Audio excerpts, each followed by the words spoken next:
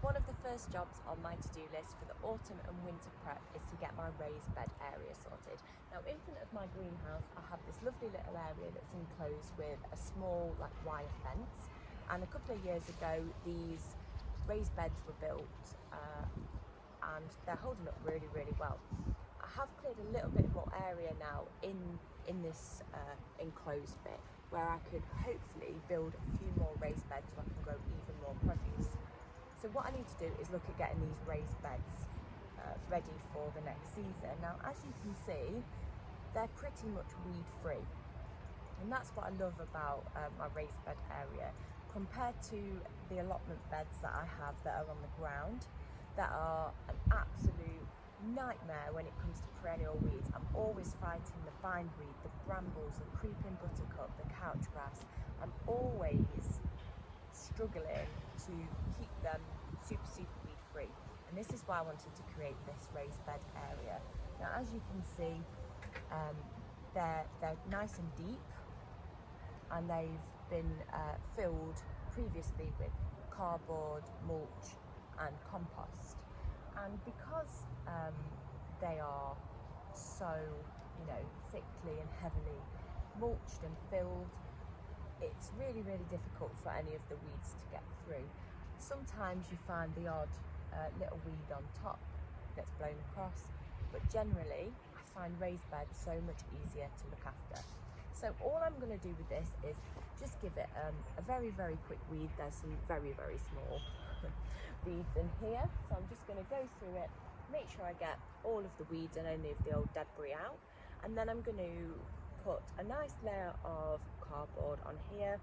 Just make sure that when you're filling your raised beds and you layer them with cardboard, that there isn't any sticky residue from labels or any sellotape or anything left on the cardboard. You just want nice plain cardboard. So I'm going to put a nice layer of that on here, then I'm going to top this bed with some multi-purpose compost, some mulch and some soil improver to just help improve the condition of the soil in the beds.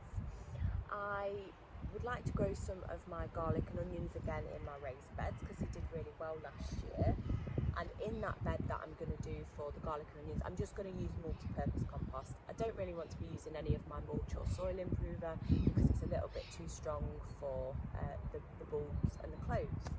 So what I'll do is I'm going to get this bed all set up and sorted, and then I'll definitely be doing another video on planting my garlic and onions as well. So let me get started. So I like to save the cardboard from any deliveries that I have. You can also go to your local supermarkets to ask for cardboard. You can often get it, you can get family and friends to save it for you. Sometimes you could ask little local small businesses that might get things delivered to them, ask them to save the cardboard for you. Lots of places you can get it from. Most of this cardboard is actually from my soil delivery. So my compost that comes in the post comes in all of this cardboard, which is great. So I save it all in my shed to keep it dry. So all you're going to do is put a nice layer of the compost, of the cardboard across the compost, like so. Oh, there's a little bit of brown sticky tape that I've left there. Just make sure you take it all off. I'm just going to layer this on top, nice and easy. I've missed a bit more there. I'm not doing my job properly. I'm telling you what to do, and then I'm not done it myself. Just need a little bit more cardboard.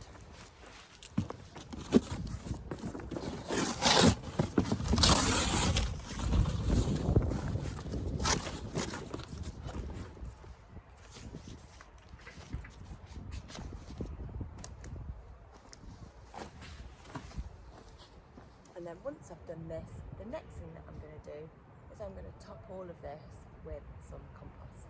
So the next stage of sorting out the raised beds is to add the compost. So I'm going to be using some soil improver for my raised bed, just to help improve the condition of the soil and how many nutrients the soil has. I don't know if you can see, but these are some arches. So I'd really like next year to grow up either side of these two arches that go around and into the next beds. So the next raised bed. So I'm going to be putting a lot of soil improver and mulch and stuff in both of these beds. And I would really like to grow pumpkins up and around the arches for next season. If you don't already know, pumpkins and squash are my favourite things to grow. So I want to focus on getting the allotment ready so I can grow them vertically and around the ground and stuff. So I definitely need to make sure that the soil is fit for the pumpkins. They are very thirsty and hungry plants, so anything to make the soil more nutritious, basically.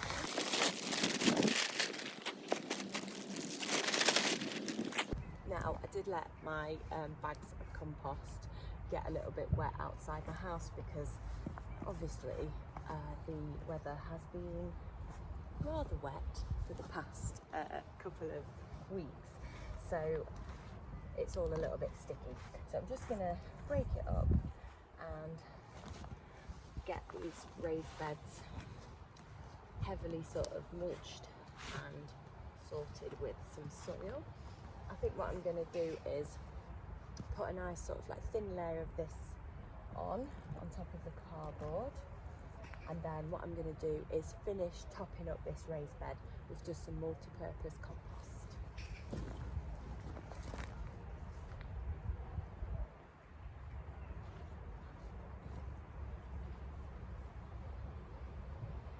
So as you can see, I've just added a very nice layer of the soil improver to my raised bed. I'm going to do a nice little dusting of either homemade compost or multi-purpose compost that I've bought.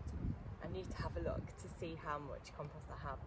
And as I said, composting is one of the biggest things that I'm focusing on in 2023. I want to be able to top these raised beds up with my homemade compost next year. I think that would be a really, really nice thing to be able to do. So I will take you on my composting journey. I think what I'll do is create a video about my composting area, what we've built, and what I'm going to be doing over the next few months in regards to composting. I think I'm going to have to do a lot of reading and research. So I was thinking about my onions and garlic, and normally I grow them in my raised beds, but I think I'm going to have a go at putting them in the ground again this year and seeing how they do. Because even though my garlic did really well, my onions weren't so successful. So I think I'm going to leave these beds, as I said, for the pumpkins to grow over the arches next year, but to grow some other things. So maybe in the comments below you can give me some ideas of what I could grow in my raised beds. I know that previously you can jam pack a lot into these spaces, so maybe you can all give me some ideas of what you'd like to see growing in front of my greenhouse and in the raised bed area. The next little job on my list is to harvest all of my pumpkins and squash from this year.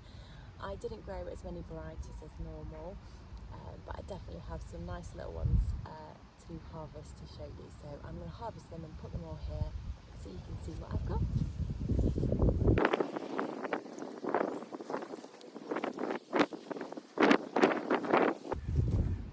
Now, I know some of them aren't quite cured on the vine properly. Normally you should wait until all of this dies back and goes brown, but it is the end of October and it's going to be really wet over the next couple of weeks, so I want to get these home and stored so I don't lose them.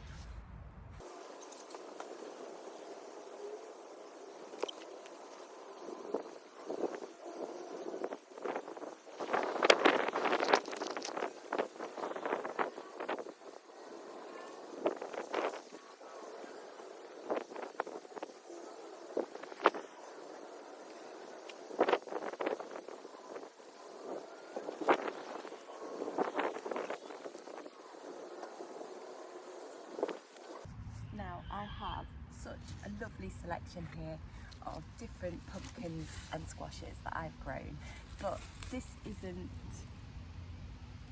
by far normally the amount that I would grow.